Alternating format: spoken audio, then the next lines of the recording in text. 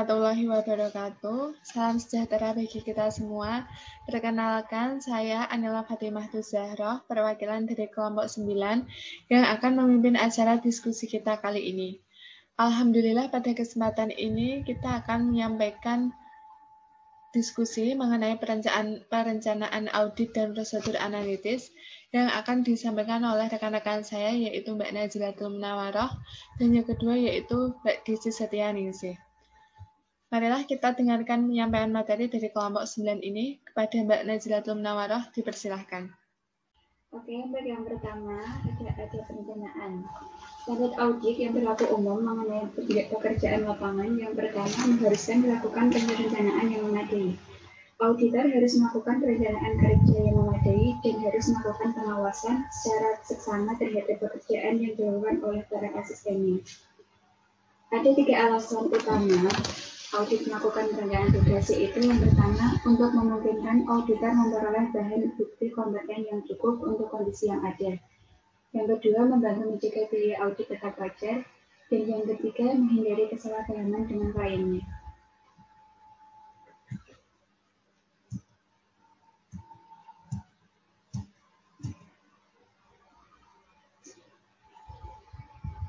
Selanjutnya, yaitu ada risiko. Risiko terbagi menjadi 2 jenis, yaitu acceptable audit risk dan risiko inherent. Risiko audit yang dapat diterima atau acceptable audit risk yaitu seberapa besar keyakinan auditor dalam menerima kemungkinan adanya salah saji dalam laporan keuangan setelah pengauditan selesai dilaksanakan dengan opini wajar tanpa pengecualian yang telah diterbitkan. Risiko 0 adalah kepastian absolut, sedangkan risiko 100% adalah ketidakpastian absolut. Yang kedua yaitu risiko bawaan atau inherent. Seberapa besar keyakinan auditor atas kemungkinan salah saji material dalam saldo akun sebelum mempertimbangkan efektivitas pengendalian internal. Menilai risiko audit yang dapat diterima dan risiko bawaan adalah bagian penting perencanaan audit yang dapat membantu dalam menentukan jumlah bukti yang diperlukan serta penugasan staf yang dibutuhkan.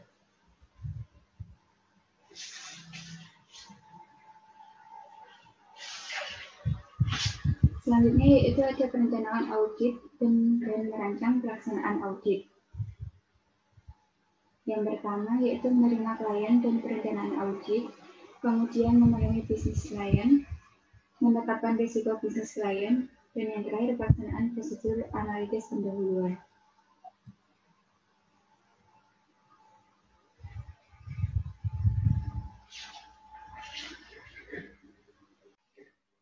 Selanjutnya yaitu ada menerima audit dan perencanaan awal audit. Yang pertama, apakah auditor akan menerima klien baru dan bagaimana klien lama. Dan yang kedua, identifikasi alasan klien untuk diaudit. Yang ketiga, dapatkan kesepahaman dengan klien. Yang keempat, seleksi staf untuk perikatan dan evaluasi kebutuhan para ahli dari pihak luar.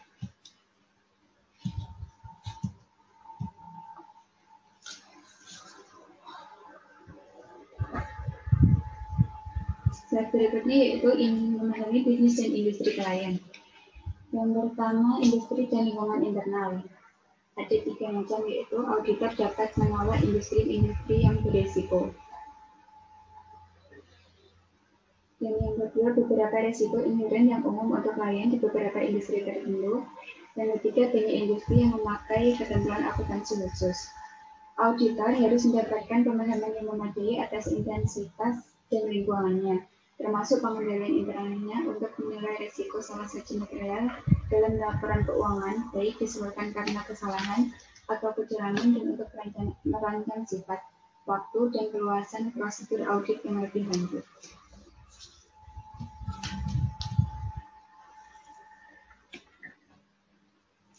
Yang kedua yaitu ada operasi dan proses bisnis, yaitu auditor harus memahami faktor atas sumber utama pendapatan, pelanggan, pemasok utama, sumber pendanaan, dan informasi dari pihak relasi dengan melakukan beberapa kegiatan, yaitu 1. Meninjau pabrik dan kantor. Yang kedua yaitu mengidentifikasi pihak-pihak yang memiliki hubungan istimewa. Dan yang ketiga yaitu ada manajemen dan tata kelola perusahaan akta pendirian. Auditor harus mengidentifikasi tata kelola perusahaan dari struktur organisasi, aktivitas dewan direksi, serta dari komite audit dalam menghadapi risiko, karena hal tersebut sangat berpengaruh terhadap penyajian material terhadap laporan keuangan. Untuk mendapatkan pemahaman atas sistem tata kelola klien, auditor harus memahami akta pendirian perusahaan dan peraturan-peraturan, serta kode etik perusahaan, dan membaca notulensi rapat dari perusahaan. Yang keempat yaitu ada tujuan dan strategi klien, yaitu meliputi keandalan laporan keuangan, yaitu efektivitas dan efisiensi operasional perusahaan, kepatuhan dengan hukum dan peraturan. Yang kelima ada pengukuran kinerja. Sistem pengukuran dan kinerja klien termasuk indikator dalam kinerja penting yang digunakan untuk manajemen dalam mengukur setiap kemajuan dalam mencapai tujuan perusahaan. Menilai risiko bisnis.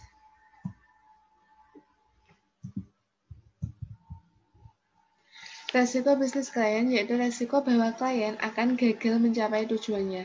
Risiko bisnis klien dapat muncul dari setiap faktor yang mempengaruhi klien dan lingkungannya, seperti kemajuan teknologi baru yang merusak keunggulan kompetitif klien atau gagal dalam penerapan strategi. Manajemen merupakan sumber utama mengidentifikasi bisnis klien dengan melakukan evaluasi menyeluruh atas risiko bisnis yang relevan yang dapat mempengaruhi laporan keuangan per kuartal atau per tahun, serta mengevaluasi efektivitas pengendalian pengungkapan dan prosedur. Manajemen juga menginformasikan pada auditor dan komite audit atas setiap kekurangan-kekurangan penting dalam pengendalian internal. Dalam informasi tersebut berguna bagi auditor dalam mengevaluasi pengendalian internal yang mempengaruhi kemungkinan salah satu material atas laporan keuangan. Penilaian auditor atas risiko bisnis klien harus mempertimbangkan industri klien dan faktor-faktor eksternal lainnya, serta strategi bisnis klien, proses, dan faktor-faktor internal lainnya.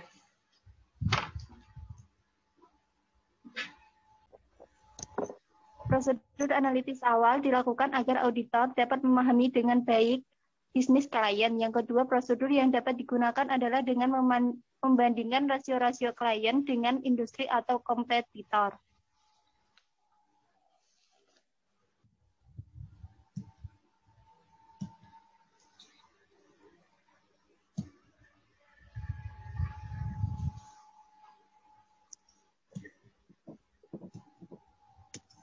Kesimpulan dari bagian-bagian perencanaan.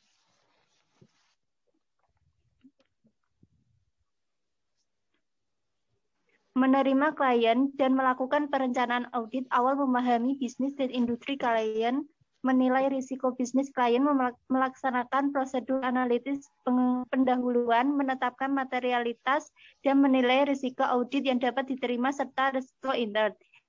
Selanjutnya, memahami pengendalian internal dan menilai risiko pengendalian, mengumpulkan informasi untuk menilai risiko kecurangan, mengembangkan rencana audit dan program audit secara keseluruhan.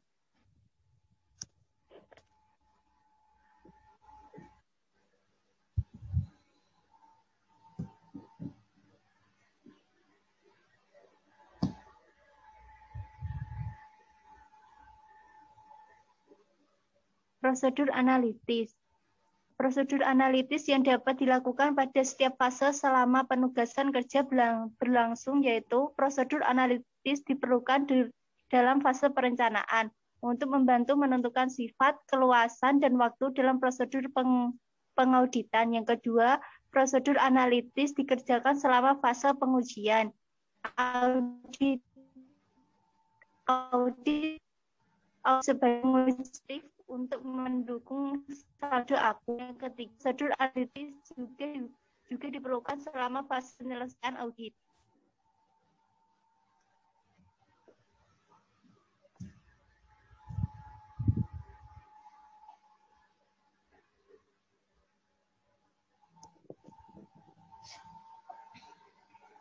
Jenis prosedur analitis, yaitu membandingkan klien dan data industri, membandingkan data klien dengan hasil ekspektasi klien, membandingkan data klien dengan hasil ekspektasi auditor, membandingkan data klien dengan ekspektasi hasil penggunaan data non-keuangan.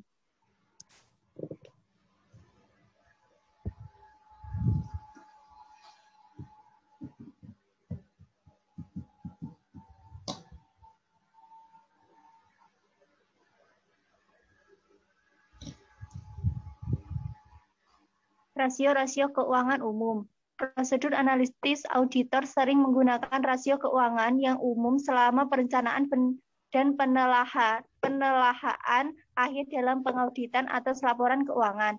Rasio tersebut berguna dalam memahami status keuangan bisnis klien serta melihat laporan dari prospektif plan. Kemampuan membayar utang jangka pendek, rasio aktivitas likuiditas, kemampuan untuk memenuhi kewajiban jangka pendek.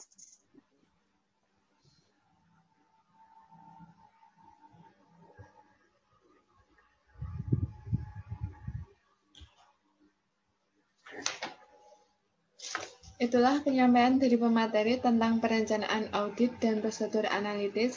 Sebelum itu, di sini saya mempunyai sebuah kasus mengenai materi perencanaan audit, dan saya meminta kepada saudara Mbak Nazilatul Munawaroh dan Mbak Desi Setianingsih untuk menanggapi kasus tersebut. Nah, ini contoh kasus dari perencanaan audit. Pada akhir bulan Maret 2021, Anda sebagai seorang akunnya yang diberikan tugas untuk Anda sebagai seorang akuntan yang diberikan tugas untuk bertanggung jawab atas audit tahun PT Abadi. Anda diberikan surat perjanjian untuk melakukan audit hingga tanggal 31 Desember tahun 2021 dan daftar personel yang ditugaskan untuk perjanjian ini.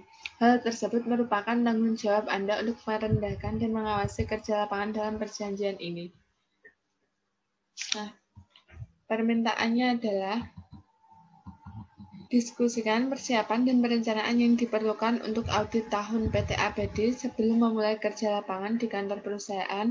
Dalam diskusi Anda, apa yang seharusnya Anda konsultasikan, tipe informasi yang harus Anda cari, perencanaan awal yang harus Anda buat untuk kerja lapangan, dan aktivitas yang harus dilakukan berkaitan dengan penentuan staf. Silakan Mbak Nazilatul Munawaroh untuk memberikan tanggapan.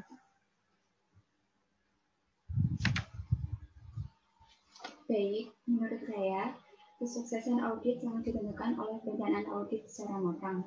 Perencanaan audit meliputi pengembangan strategi menyeluruh untuk merencanakan pelaksanaan audit. Perencanaan audit sangat dipengaruhi informasi yang diperoleh dalam tahap pertimbangan penerimaan penugasan audit. Auditor perlu mempertimbangkan informasi mengenai integritas manajemen, kekeliruan dan ketidakberesan dan pelanggaran hukum klien dalam merencanakan audit. Luas dan kelengkapan pekerjaan sangat bergantung pada ukuran dan kompleksitas permasalahan di suatu entitas, pengalaman auditor dengan entitas yang akan diaudit, pengetahuan dan kemampuan auditor beserta seluruh stafnya. Nah, langkah-langkah dalam melakukan perencanaan audit berdasarkan standar audit seksi 311 yaitu satu, masalah yang berkaitan dengan bisnis, entitas, dan industri yang menjadi tempat usaha entitas tersebut. Yang kedua, kebijakan dan prosedur akuntansi entitas tersebut. Yang ketiga, metode yang digunakan oleh entitas tersebut dalam mengolah informasi akuntansi yang signifikan, termasuk penggunaan organisasi jasa dari luar untuk mengolah informasi akuntansi pokok perusahaan.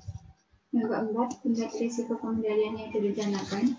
Yang kelima, pertimbangan awal tentang tingkat materialitas untuk tujuan audit. Yang keenam, pos laporan keuangan yang mungkin memerlukan penyesuaian atau adjustment. Yang tujuh, kondisi yang mungkin memerlukan perluasan atau pengujian audit, seperti resiko kekeliruan atau kecurangan yang material atau adanya transaksi antar pihak-pihak yang mempunyai hubungan istimewa. Yang kedelapan, sifat laporan auditor yang diharapkan akan diserahkan atau sebagai contoh, laporan auditor tentang laporan keuangan konsolidasian, laporan keuangan yang diserahkan ke Bapeten, laporan khusus untuk menggambarkan keputusan klien terhadap kontrak perjanjian. Terima kasih. Baik, terima kasih Mbak Nazilatul atas tanggapan yang diberikan. Kalau dari Mbak Desi sendiri, tanggapannya bagaimana? mendengarkan tanggapan dari Mbak Najila, yaitu selain langkah-langkah perencanaan tersebut, ada beberapa hal yang dapat dilakukan auditor pada tahap perencanaan, yaitu 1. Menyusun program audit. Program audit merupakan daftar prosedur audit yang akan dilaksanakan oleh pekerja lapangan atau penghimpunan bukti. Program audit membantu auditor dalam memberikan perintah kepada asisten mengenai pekerjaan yang harus dilaksanakan. Program audit harus menggariskan secara rinci prosedur audit yang diperlukan untuk mencapai tujuan audit. Dengan demikian, audit berfungsi sebagai petunjuk mengenai apa yang harus dilaksanakan dan instruksi bagaimana harus diselesaikan. Alat untuk melakukan koordinasi, pengawasan, dan pengendalian audit. Alat menilai kualitas yang dilaksanakan. Yang kedua, menyusun jadwal kerja. Jadwal kerja merupakan perencanaan mengenai kapan program audit dilaksanakan pada entitas yang bersangkutan. Waktu pelaksanaan pekerjaan lapangan biasanya diklarifikasikan dalam 2 kategori, yaitu yang pertama kerja intern atau pada umum kerja interim atau pada umumnya dilaksanakan antara 6 bulan sebelum tanggal neraca sampai dengan tanggal neraca. Yang kedua, kerja akhir tahun, yaitu pekerjaan audit yang dilaksanakan sejak tanggal neraca sampai dengan 2 atau 3 bulan sesudahnya. Kerja ini berkaitan dengan verifikasi akun neraca atau pengujian substantif. Yang ketiga, menentukan staf untuk melaksanakan pemeriksaan. Penentuan staf ini merupakan akhir perencanaan audit. Dalam menentukan personil pemeriksaan, auditor harus menetapkan komposisi, misalnya sebagai berikut. Yang pertama, seorang partner yang bertanggung jawab secara keseluruhan atas pemeriksaan. Yang kedua, 1 atau lebih manajer yang bertanggung jawab pada koordinasi dan supervisi pelaksanaan program audit. Yang ketiga, 1 atau lebih auditor senior bertanggung jawab pada bagian program audit dan pengawasan kerja asisten. Yang keempat, akuntan junior atau asisten yang bertanggung jawab untuk melaksanakan prosedur audit. Begitu Mbak Anila, pendapat saya yang bisa saya sampaikan dan tambahkan dari pendapat Mbak Najila. Terima kasih. Terima kasih Mbak Najila dan Mbak Disistianingsih atas tanggapan yang telah diberikan. Nah, dari tanggapan serta diskusi yang dilakukan pada kesempatan ini tadi, dapat saya simpulkan bahwa tujuan utama perencanaan audit adalah untuk mendapatkan pemahaman atas bisnis dan industri klien, yang digunakan untuk menilai risiko audit yang dapat diterima, risiko bisnis klien, dan risiko salah saji material dalam laporan keuangan. Prosedur analitis digunakan dalam perencanaan untuk memahami bisnis dan industri klien, yang digunakan sepanjang pengauditan untuk mengidentifikasi kemungkinan salah saji, mengurangi pengujian terperinci, dan untuk menilai masalah-masalah terkait dengan keberlangsungan usaha klien. Penggunaan prosedur analitis semakin meningkat karena efektivitasnya dan mengidentifikasikan kemungkinan salah saji dengan biaya yang rendah, serta dibutuhkan dalam tahap perencanaan dalam penyelesaian audit. Dengan terjawabnya pertanyaan tadi, maka berakhirlah diskusi kita pada kesempatan ini. Saya selaku moderator serta mewakili kelompok 9, mohon maaf apabila ada kesalahan kata dan sikap. Akhir kata, wassalamualaikum warahmatullahi wabarakatuh. Terima kasih.